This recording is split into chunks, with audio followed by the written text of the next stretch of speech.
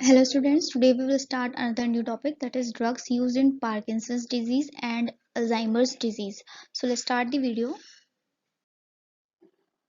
So first of all हम ये देख लेते हैं कि पार्किंसंस डिजीज़ होता क्या है। पार्किंसन डिजीज़ जो है वो आपकी न्यूरो डीजेनरेटिव डिसऑर्डर होता है एक तरीके का। और ये डिसऑर्डर क्या करता है, ये डिसऑर्डर आपके ब्रेन में जाकर आपके डोपामीन जो न्यूरोट्रांसमीटर है उसका लेवल इतना ज़्यादा कम कर देता है, जिसकी वजह से क्या होता है कि जो भी पेशेंट है जिसको पार्किंसंस डिसऑर्डर हुआ है उसको एक तरीके से स्लोली प्रोग्रेसिव डीजेनरेटिव डिजीज जो है धीरे धीरे आपकी बॉडी में मींस कॉज होना स्टार्ट हो जाएगी।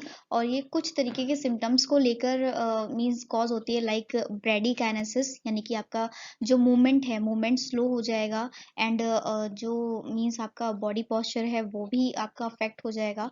एंड साथ ही साथ जो है फिजिकल मूवमेंट और आपकी मस्कुलर जो रिजिडिटी है, मतलब कि मसल्स आपकी बहुत ज़्यादा स्टिफ हो जाएंगी, मसल्स में पेन होना स्टार्ट हो जाएगा।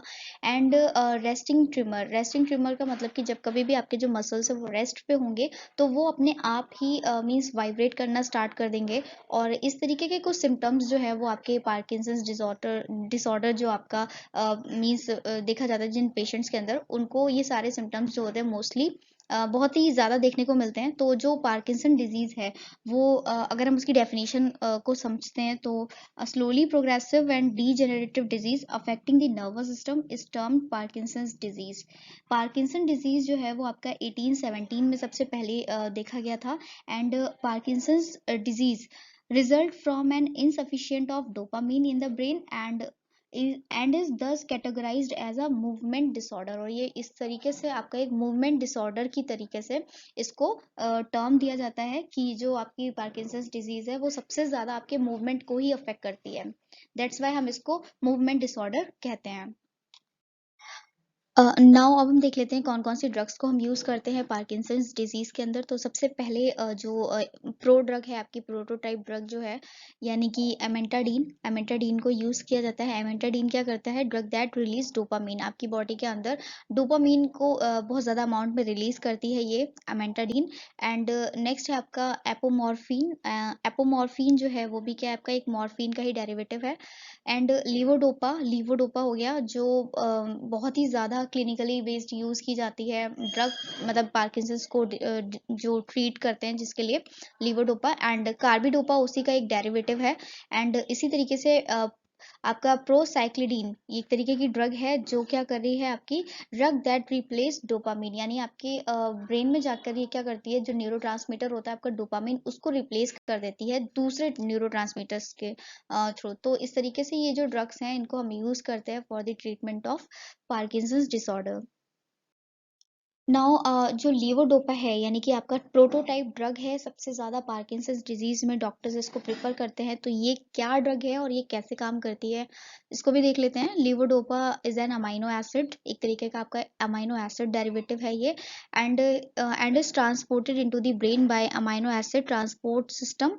And where it is converted to dopamine by the enzyme levo aromatic amino acid D carboxylase. तो ये एक तरीके का एंजाइम है जो आपके ब्रेन में जो लीवोडोपा होता है उस लीवोडोपा को कन्वर्ट कर देता है डोपामीन में। एंड देन ये डोपामीन आपके अल्टीमेटली एक्शन को शो करता है। तो इस तरीके से ये जो लीवोडोपा है वो मतलब चेंज कर देती है अपनी फॉर्म को, लीवोडोपा से ये डोपामीन में कन्वर्ट हो जाता है और तब आपके बॉडी के अंदर ये एक्शन को शो करता है। So levodopa is the most effective drug use in the treatment of parkinsonism. And it is the metabolic precursor of the dopamine. ये क्या है, डोपामीन का ही एक मेटाबॉलिक प्रिकर्सर है जो आपकी बॉडी के अंदर मेटाबोलाइज होकर और फिर क्या करती है, डोपामीन में कन्वर्ट हो जाती है। अब सबसे बड़ा क्वेश्चन ये है कि ये लीवोडोपा अपने आप को चेंज करके डोपामीन में ही जाकर क्यों काम करती है, ये एज इट इज क्यों नहीं रहती है।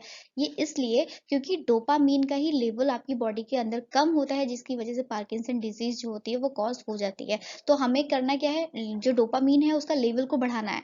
लेकिन डोपामीन अगर आप मींस एडमिनिस्टर करोगे वाया वाया टैबलेट और वाया इंजेक्शन एक्शन, तो ये क्या होगा, आपकी बॉडी के अंदर मेटाबोलाइज हो जाएगी और डोपामीन जो होता है वो आपके ब्लड ब्रेन बैरियर को क्रॉस नहीं कर पाता है। ब्लड ब्रेन बैरियर को अगर ये क्रॉस नहीं कर पाएगा तो आपके ब्रेन में जाकर ये अपना इफेक्ट नहीं दिखा सकता है। तो इस वजह से हम लीवोडोपा को इस्तेमाल करते हैं। ये लीवोडोपा आपके बॉडी में जाकर ब्लड ब्रेन बैरियर को क्रॉस करके और वहां पर न्यूरॉन्स में ये कन्वर्ट हो जाता है डोपामीन में, और डोपामीन के लेवल को ये इंक्रीज कर देता है, जिसकी वजह से जो पार्किंसन डिजीज के जो सिम्टम्स होते हैं वो धीरे धीरे हम देखते हैं उस पेशेंट में कम दिखने लगते हैं। तो इस तरीके से लीवोडोपा हमारी बॉडी के अंदर पूरी तरीके से अपना एक्शन को शो करती है।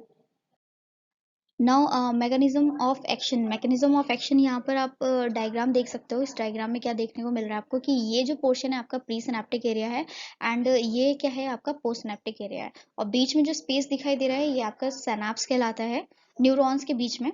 तो देखिए ये जो टायरोसिन है, टायरोसिन आपका लीवोडोपा में कन्वर्ट होता है, एंड ये लीवोडोपामीन जो है वो आपका अल्टीमेटली डोपामीन में कन्वर्ट होकर जो आपके सिनेप्टिक वेसिकल्स हैं उसमें जाकर स्टोर हो जाता है। स्टोर होने के बाद पे क्या होता है, ये वेसिकल्स जो होते हैं ये डोपामीन को रिलीज कर देते हैं, एंड डोपामीन आपके यहाँ जो रिसेप्टर्स प्रेजेंट हैं, ये कौन से रिसेप्टर हैं, डोपामीन रिसेप्टर, इनके साथ में बाइंड करके और देन आपके सेल में जाकर, मतलब सेल न्यूक्लियस में जाके अपने मैसेज को ट्रांसमिट करता है। तो इस तरीके से यहाँ पर लीवोडोपा आप यूज कर रहे हैं, एंड ये लीवोडोपा अल्टीमेटली कन्वर्ट हो जाता है डोपामीन में, और फाइनली अपने एक्शन को आपके सेल के अंदर शो करता है। ये आपका पूरा मैकेनिज्म ऑफ एक्शन हो गया लीवोडोपा का। नाउ अब हम लीवोडोपा के एडवर्स इफेक्ट को भी देख लेते हैं कि कौन कौन से एडवर्स इफेक्ट जो हैं वो आपकी बॉडी में शो होते हैं बहुत ज़्यादा लॉन्ग टर्म थेरेपी अगर आप कराते हैं लीवोडोपा से। तो बहुत ज़्यादा लॉन्ग टर्म अगर थेरेपी होती है तो कुछ मतलब आपके एडवर्स इफेक्ट शो होते हैं, लाइक डिप्रेशन हो गया, वो पर्सन डिप्रेशन में जा सकता है, उसको एंजाइटी कॉज हो सकता है, एजिटेशन हो सकता है। एजिटेशन का मतलब हो गया एक तरीके से उसको बार बार उसका सर घूमेगा, उसको चक्कर आएंगे, ठीक है। एंड इंसोम्निया, मतलब उसकी जो नींद है वो पूरी तरीके से अफेक्ट हो जाती है, उसको नींद भी नहीं आएगी। डिल्यूजन कॉज कर सकती है, हेलुसिनेशन कॉज कर सकती है, एंड यूफोरिया भी कॉज कर सकती है। यूफोरिया क्या हो गया, फीलिंग ऑफ प्लेजेंट। एंड ये डाइकिनेसिस जो है आपका, मतलब डाइकाइनेसिस को कॉज करती है। डाइकाइनेसिस क्या होता है आपकी बॉडी में, जो एबनॉर्मल इनवॉलेंट्री मूवमेंट होते हैं एक्सेसिव, उनको हम डाइकाइनेसिस कहते हैं। एंड ये आपका कोरिया एंड ट्रिमर्स को भी कॉज करता है। ट्रिमर क्या हो गया, जो एक्सेसिव आप मूवमेंट कर रहे हो अपने फिंगर्स का, अपने मतलब हाथों के फिंगर्स, या फिर जो भी आप मतलब रेस्टिंग में है, अगर आपकी बॉडी रेस्टिंग में है और फिर भी एबनॉर्मल मूवमेंट हो रहा होता है आपके इनवॉलेंट्री या वॉलेंट्री जो मसल्स हैं उनका, तो वो आपकी बॉडी में ट्रिमर्स कहलाती है। तो इस तरीके से कुछ एडवर्स इफेक्ट हैं जो बहुत ज़्यादा लॉन्ग टर्म थेरेपी को, मतलब जो आप ड्रग है उसको यूज़ कर रहे हैं अगर लीवोडोपा को बहुत ज़्यादा लंबे टाइम के लिए, तो ये कुछ एडवर्स इफेक्ट आपकी बॉडी में शो होने को, मतलब शो होते हैं।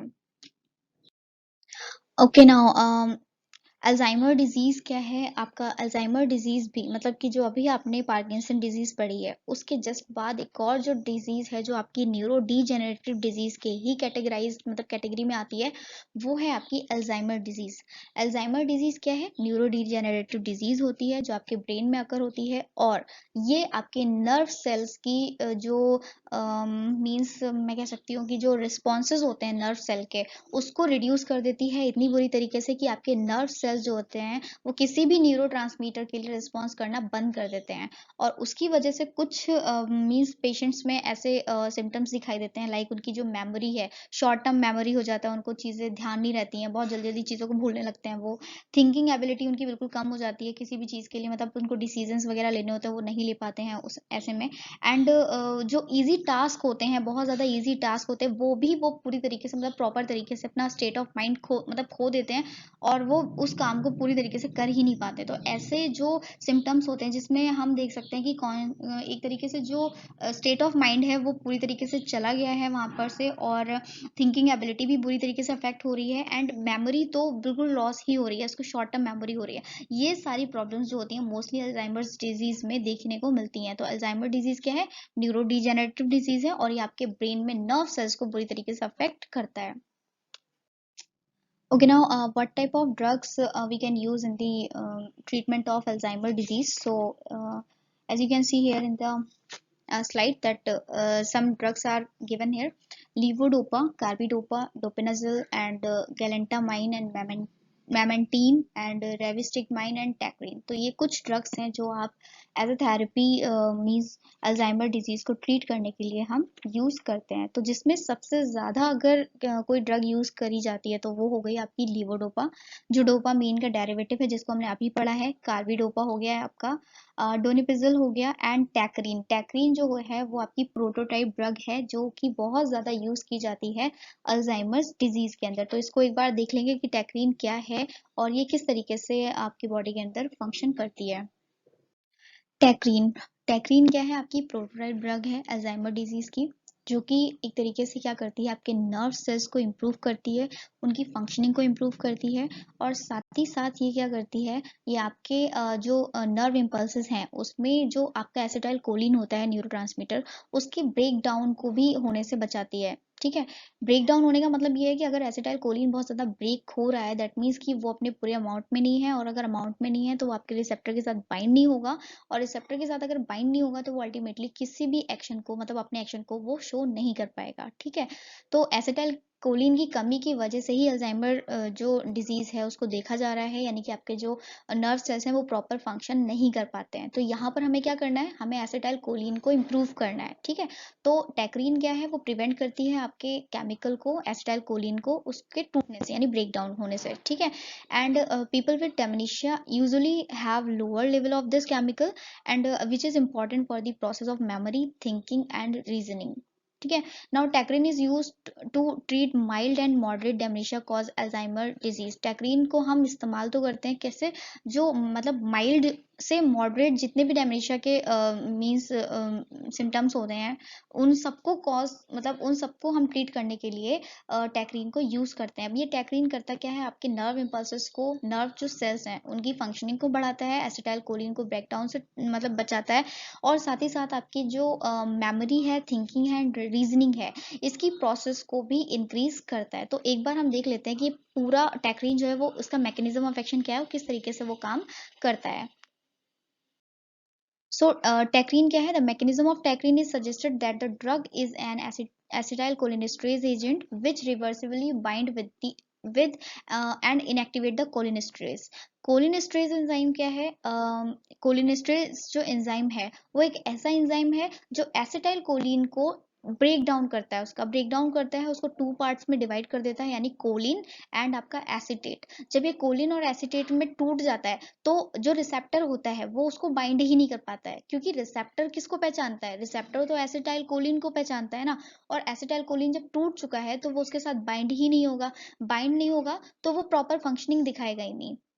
ठीक है, तो यहाँ पर आपका जो कोलिनेस्ट्रेज एंजाइम है वो इनएक्टिवेट हो जाता है। इनएक्टिवेट का मतलब कि वो अब वहां पर जो अभी काम कर रहा था ब्रेकडाउन का, तो वो अब इनएक्टिवेट हो चुका है, अब वो उसको कर ही नहीं पाएगा, मतलब कि वो जो है आपका ब्रेकडाउन की जो प्रोसेस हो रही है वो वहां पर रुक जा रही है। ऐसे रुक क्यों रही है, क्योंकि आपका कोलिनेस्ट्रेज एंजाइम ही इनएक्टिवेट हो चुका है। तो एसिटाइल कोलिन अपनी ही फॉर्म में है, और अपनी फॉर्म में है तो वो इजिली बाइंड हो सकता है रिसेप्टर के साथ में, एंड रिसेप्टर के साथ बाइंड होकर वो अपनी प्रॉपर फंक्शनिंग को आपके जो पोस्ट सिनेप्टिक एरिया है वहां पर शो कर सकता है। Now cholinergic neurons thus leading to an accumulation of acetylcholine to cholinergic synapse and the result of prolonged effect of acetylcholine। और इस तरीके से आपकी जो acetylcholine है वो आपके मींस जो पोस्ट सिनेप्टिक एरिया है एंड जो आपके साइट ऑफ एक्शन है वहां पर जाकर अपना इफेक्ट जो है वो शो कर पाती है। तो इस तरीके से जो आपकी टैक्रीन है वो पूरी ड्रग इस तरीके से काम करती है, आपके जो कोलिनेस्ट्रेज एंजाइम है उसको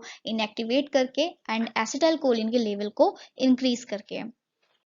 नाउ साइड इफेक्ट्स कौन कौन से होते हैं टैक्रीन को यूज करके, तो बहुत ज़्यादा लॉन्ग टर्म जो थेरेपी अगर हम यूज कर रहे हैं टैक्रीन की, तो वो कंफ्यूजन को कॉज करती है, हेलुसिनेशन को कॉज करती है, sudden change in behaviour and जैसे जिसको हम मूड बिहेव मतलब मूड आपका जो है वो मूड डिसऑर्डर्स भी हम कह सकते हैं। ठीक है, बिहेवियर चेंजेस मतलब कि मूड डिसऑर्डर्स, मूड स्विंग्स होना, एंड सीजर्स भी देखे जाते हैं जिसमें हम कन्वर्जन को या फिट्स को कंसीडर कर सकते हैं, एंड पेन और बर्निंग व्हेन यू यूरिनेट, यानी यूरिनेट करते वक्त जो है वो बर्निंग या फिर पेन सेंसेशंस भी हो सकती है, and nausea, stomach pain and low fever भी देखने को मिलता है weight loss, urinating more than usual and agitation and depressed mood. ये सारे जो साइड इफेक्ट्स हैं वो मोस्टली देखने को मिलते हैं जब कोई पेशेंट टैक्लिन को बहुत ज़्यादा लॉन्ग टर्मली एंड बहुत ज़्यादा यूज़ करता है तब।